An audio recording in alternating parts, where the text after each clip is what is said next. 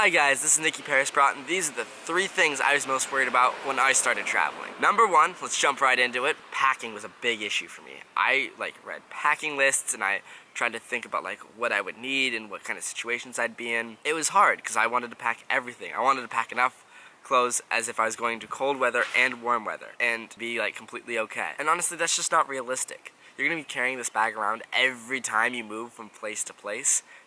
Overall, pack light. A lot of backpackers end up taking a big giant bag and then they get there and they just hate how heavy it is, and they're lugging it from place to place every time they go somewhere new, which is sometimes 2 or 3 times a week.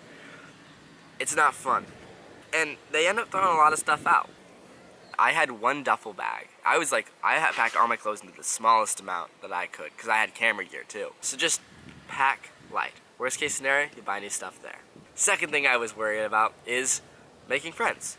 I was traveling alone, but it can be a worry as well if you're going with friends. You have that kind of built-in group, but you are going to meet new people, have new experiences. You don't want to just go with all your friends to go do the same stuff you do at home, right? So this isn't much of a worry either.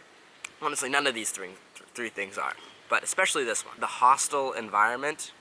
The environment in hostels, not the hostile environment. The environment in hostels is very friendly. Some of my friends describe it as freshman year of college. I mean, it wasn't my experience in college, but it's neither here nor there. Every time you just go up and say hi to someone, oftentimes they end up being really good friends with you. If you run into someone who you're I don't really want to talk to you, then just go find new people. There's tons of people there. If you're not a big fan of the whole sleeping in a dorm and maybe being kept up late at night or having people who aren't very, you can always stay at a hotel and just hang out at the hostel. I mean, they make more money from drinks anyway, so if you want to go drink there or just have a good time, they're not going to complain.